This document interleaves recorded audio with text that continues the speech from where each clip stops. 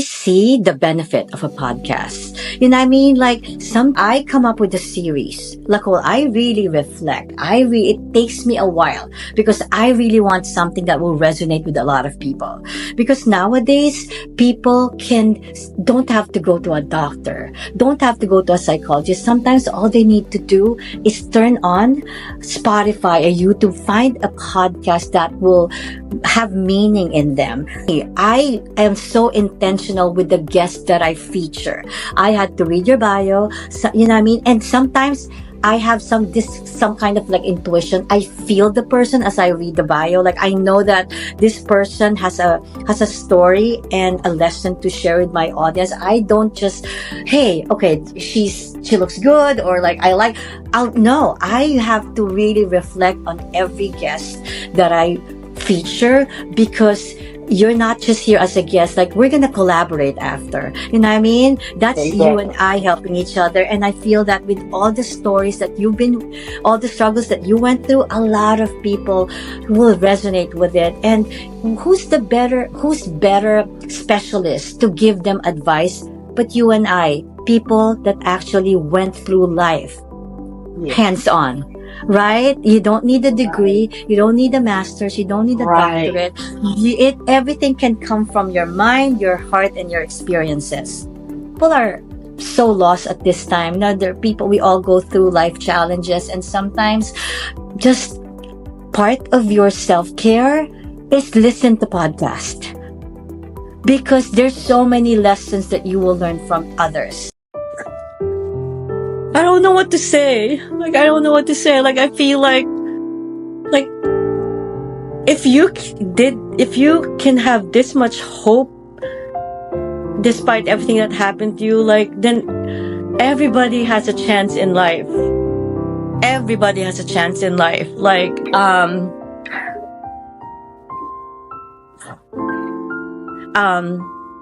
you're amazing.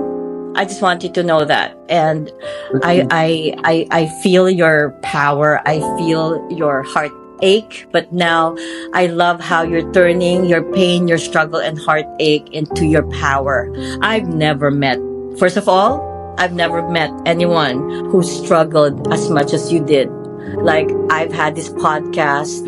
I've heard so many trauma. I've heard so many struggles, but yours deeply touched my heart right now. Like, just really. But I look at you now, I've also never met anyone who is as strong and hopeful and powerful as you are. And I know that resilience is built from all the struggle and pain. And I feel that you are probably the most resilient person I know. I thought I was, but we are all resilient in our own way. And I feel that when a person is called resilient, is because he or she are able to really embrace what happened to them and use them to make them a better person. And I think that's what you're doing. You're not just helping yourself maybe heal from what happened to you, but you have such a greater purpose. You are just motivating everybody through your speaking, your writing. Like, I want to be at your place, at your spot. Like, I just started becoming a speaker. I'm writing, I'm podcasting, but I want to be you. Like, I want to do what you're doing. You said 400 podcasts. You're speaking internationally despite what you're going through, despite what you went through. I don't know. I have no words to express how amazed I am with your resilience. And I just want to say thank you. If people knew everything about you, I'm sure that they'll know that, hey, I have a chance. I have a chance in life.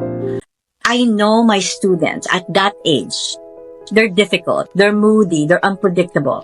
Yeah. And I realize whenever I hear stories like yours, more than ever, how important it is for us as educators to be really vigilant.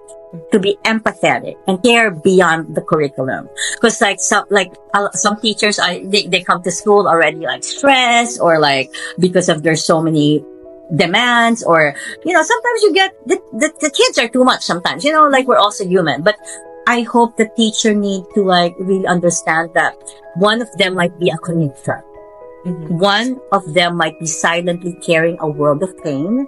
And I've learned that we need to really build real connections with students as a teacher and as a mom, right? We need to, like maybe as a mom, maybe like, I'm sure you got great parents, but maybe if they saw a little red flag, maybe initiate, ask your question, how are you? Yeah, they're in school. And schools get affected. Like I could see a student change in one day because something happened at home.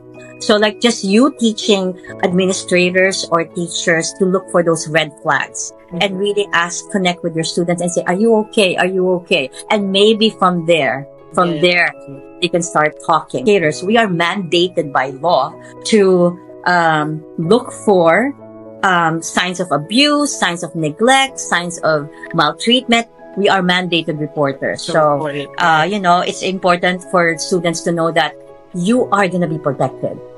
You are going to be protected. Once you say something, you are going to get help, right? We do so much for other people. So we're just glad that you shared your story because that hits me deeply too. Like I remember being in a similar space. When I was like 25 years old, like instead of like out there, usually people at that age, 22, 23, they're trying to find their place after graduation, right? So that time, I was running 2 schools. I own 2 schools in the Philippines. So, and you hit something, this word that you said in the beginning that I was saying, yes, I agree with you. The concept of perfectionism, right? Yeah. I think that our problem also, women, like you and I, or a lot of people, is that concept of perfectionism.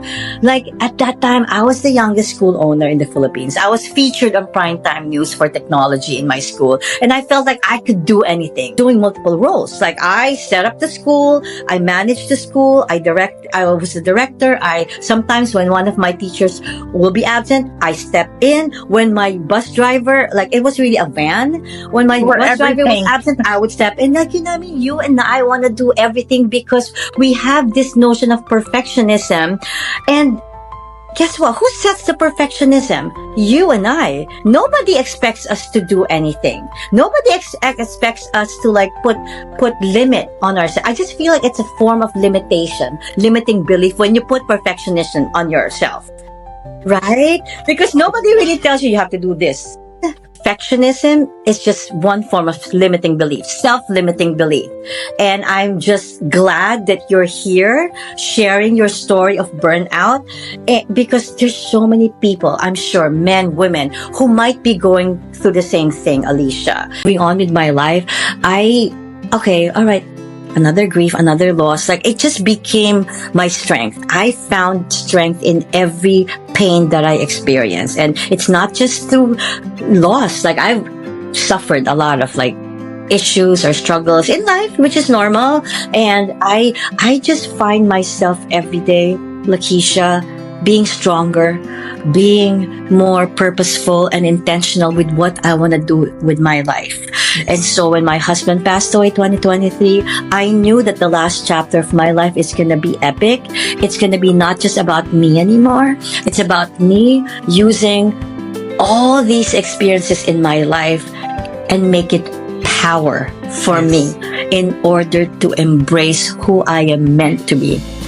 Last year, I couldn't even recognize myself. I changed physically, emotionally, mentally, and spiritually. I went into a self-care, self-love journey, and I will never, ever gonna go back to that feeling of, I still cry, like what you said, we have those moments of triggers, but it's more strength. I find tears now as strength. And even if we are now empowering others, we still go through life challenges, right? On a daily basis. Mm-hmm. But you know what I've learned to do, Lakeisha? I face challenges head on. Moment to moment. Can't run from them. for like what else? Like you and I have experienced like death and loss and grief. Like how bad is it gonna be? Like you know what I Exactly. mean? Like how bad is an issue on a daily basis gonna be as compared to what you and I have gone through? Right? Yeah. And that's why when I turn on, now I'm a motivational speaker, I'm a keynote speaker. I have a live show every Monday where I talk about love. I talk about love, Lakeisha, all over social media because I want others to know that there's still love. Like you can love yourself, you can uplift others, and most importantly nowadays, because of like what's going on in this world, global love, global compassion. And that's what is healing for me. When I turn on the camera, when I share quotes, my own motivational quotes, when I don't know if you're on my page. I dance, I sing, I'm silly as a person. I just want people to know that despite this pain, despite these challenges, we can still laugh. We can be silly and be ourselves and be vulnerable. You'll find me crying, you'll find me smiling and dancing and being silly because I have reached my authenticity. All right, so Garisha, I totally understand what you said. That sometimes when your God, your source, tells you to go in a different path, you just can't stop. Things will start naturally coming to you, and you just can't say no. Right? No, why? Why would you? Your old version was full of pain. Your old version was full of suffering and self-doubt. Now that you and I discovered our new self-identity, and all we can see now is our beautiful self, what we can do for us and for other people, why go back? Why go back? And when I am moving forward now, Garisha, I don't even the people that were in my past, I don't even care if they're part of me in this new journey. I don't know if that's the same with you. Like, I've learned to let go of people from my past that no longer serve me, who only puts me down, who questions me, and don't uplift me as a person. And not just people, situation. You know what I mean? I just started to forget those negativity in my life, looking forward to the future. Right? I've been in the field of education for 30 years. Both I work as a teacher in both regular education and special education, and maybe 40% of my teaching career is working with kids with special needs. I know how really difficult it is for a family, if they have, I know how joy, the joy that you must have felt, but at the same time how difficult it is on a daily basis, because they're with me only for 6 hours in a day, and we have to really care for them in all aspects, physical, emotional, and spiritual, and emotional, mentally, because of that individual need that they need, right? But I really honor the parents more. When I deal with my students, I really honor and appreciate the parents of my students because it's not easy. Like, I know how it is to care for them during school, but if you do it on around the clock, I think you're a superwoman. I think you're a superwoman. And yes, we say, yes, we're parents, we have to do it. No, not just because you're a parent, you have to do it. Some parents would give up. Some parents would not give that 100% care, but you did. And like what you said, she gave you everything in that 11 years. She tried. She didn't want to give up.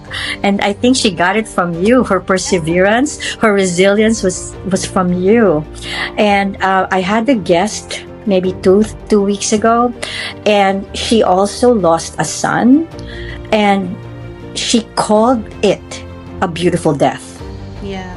She said that it was the most devastating death that she encountered, but at the same time, it was the most beautiful death because of that death, she found her path in life.